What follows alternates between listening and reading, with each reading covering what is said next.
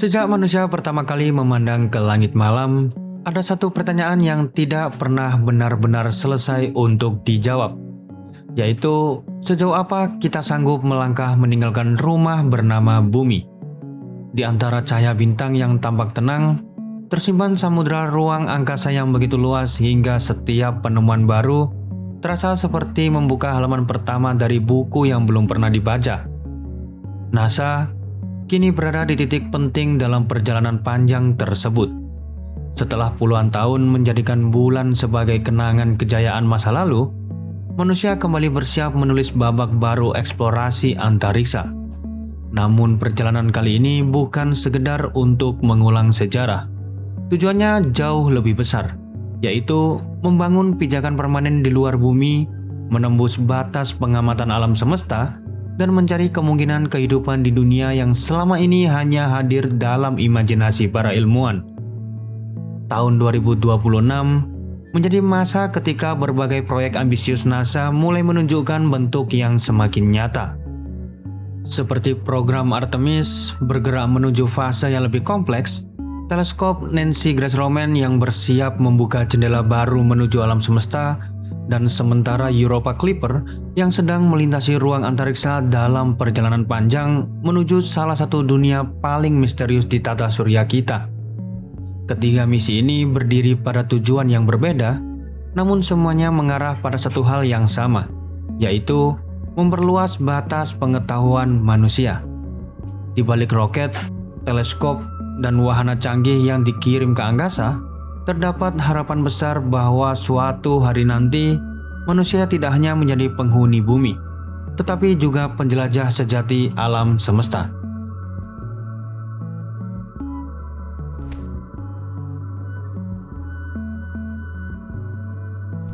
Program Artemis merupakan fondasi utama NASA untuk mengembalikan manusia ke lingkungan bulan dan membangun kehadiran jangka panjang di sana.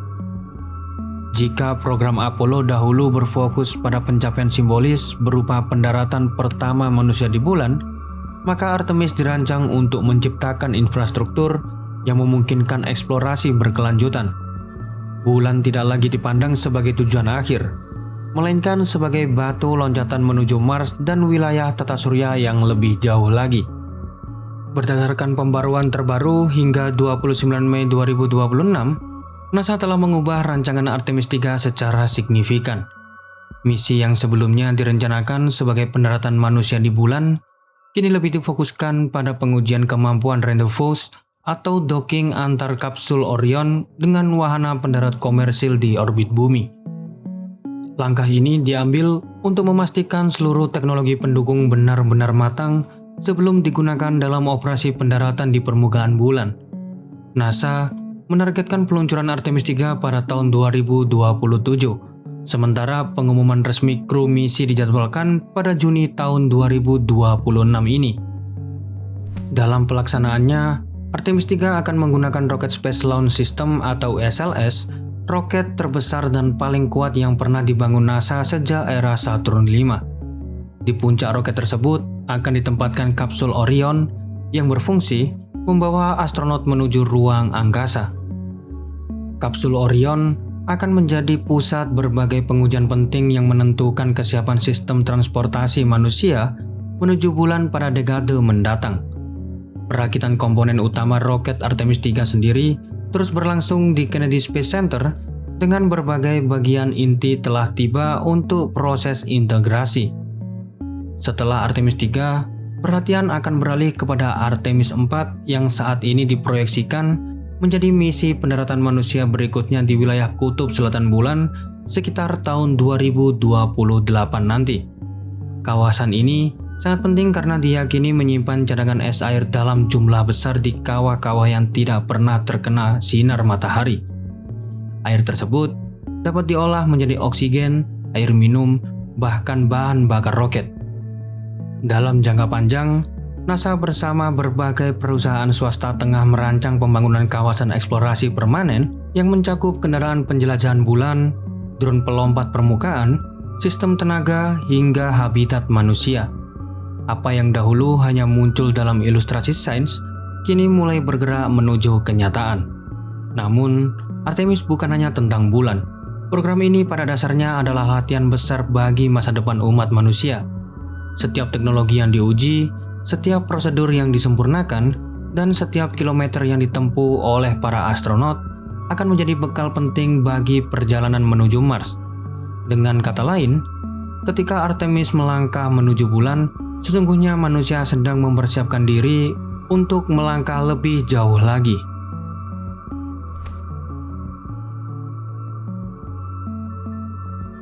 Jika misi Artemis berusaha membawa manusia lebih jauh secara fisik, maka Nancy Grace Roman Space Telescope bertugas membawa pandangan manusia lebih jauh secara intelektual. Teleskop ini sering disebut sebagai penerus era observatorium luar angkasa modern setelah Hubble dan teleskop James Webb. Namun, Roman tidak dibangun untuk menggantikan keduanya. Ia hadir untuk melihat alam semesta dalam skala yang jauh lebih luas lagi.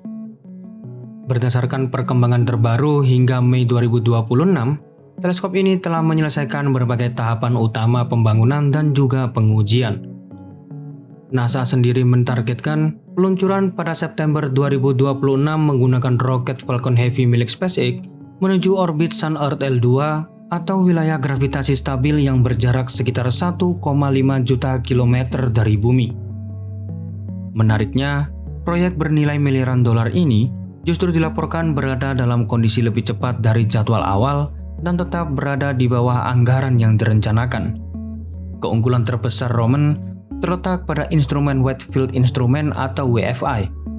Kamera ini memiliki kemampuan pengamatan luar biasa dengan bidang pandang sekitar 100 kali lebih luas dibandingkan teleskop Hubble. Namun, tetap mempertahankan ketajaman citra yang sangat tinggi. Dengan teknologi tersebut, Roman mampu memetakan miliaran galaksi, mengamati ledakan supernova dalam jumlah yang sangat besar, serta menelusuri struktur kosmik dalam skala yang belum pernah dicapai sebelumnya. Selain itu, terdapat Chronograph Instrument atau CGI, atau sebuah instrumen revolusioner yang dirancang untuk memblokir cahaya bintang sehingga planet-planet yang mengorbiti sekitarnya dapat diamati secara langsung. Teknologi ini menjadi langkah penting menuju pencarian planet yang menyerupai bumi. Dengan kemampuan menekan cahaya bintang hingga tingkat yang sangat ekstrim, Roman akan membantu para ilmuwan mempelajari atmosfer eksoplanet, komposisi kimianya, dan kemungkinan keberadaan kondisi yang mendukung kehidupan. Tugas utama Roman tidak hanya mencari planet baru. Misi yang jauh lebih besar adalah mencoba memahami dua misteri terbesar kosmologi modern, yaitu materi gelap dan energi gelap. Hingga hari ini, para ilmuwan memperkirakan bahwa sebagian besar isi alam semesta tersusun dari sesuatu yang bahkan belum dapat dilihat secara langsung. Roman akan memetakan distribusi galaksi dalam jumlah yang belum pernah terjadi sebelumnya untuk membantu mengungkap bagaimana alam semesta berkembang selama miliaran tahun. Ketika teleskop ini mulai beroperasi nanti, manusia mungkin akan mendapatkan petunjuk paling jelas mengenai struktur terdalam alam semesta yang selama ini tersembunyi di balik kegelapan ruang angkasa.